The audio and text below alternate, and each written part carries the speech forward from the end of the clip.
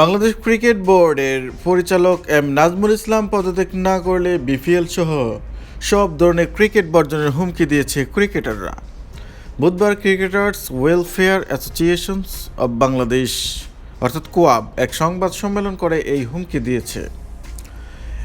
এক zoom meeting সংবাদ সম্মেলনে কোয়াবের সভাপতি ও ক্রিকেটার মোহাম্মদ মিঠুন জানান, আগামীকাল অর্থাৎ বৃহস্পতিবার বিপিএলের ম্যাচের আগে নাজমুলকে পদত্যাগ করতে হবে, না হলে সব ধরনের খেলা বন্ধ রাখবেন ক্রিকেটাররা। যার অর্থ ক্রিকেটাররা আগামীকালের বিপিএল ম্যাচ বর্জনের হুমকি দিয়েছেন। ক্রিকেটারদের সম্মানী নিয়ে কটাক্ষ করা মন্তব্যে এম নাজমুল বলেন, ওরা খেলতে গিয়ে কিছুই না করতে পারলে আমরা যে এত কোটি টাকা খরচ করছি, আমরা কি টাকা ফেরত চাচ্ছি?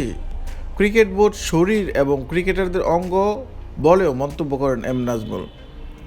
ধরেন বোর্ডটা যদি না থাকে তাহলে ক্রিকেট মানে ক্রিকেটাররা থাকবে?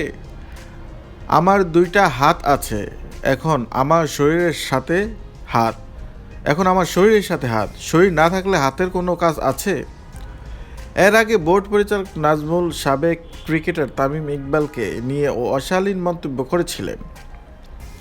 ভারতে টি-20 বিশ্বকাপ খেলতে যাওয়া না যাওয়া প্রসঙ্গে দেশের ক্রিকেটের স্বার্থ এবং ভবিষ্যৎকে সর্বোচ্চ গুরুত্ব দিয়ে সিদ্ধান্ত নেওয়া উচিত এমন মন্তব্য করেন তামিম। এর জেরে তামিমকে ভারতের দালাল আখ্যা দিয়ে ফেসবুকে পোস্ট দেন তিনি। তখনও কোয়াব এর প্রতিবাদ করেছিল।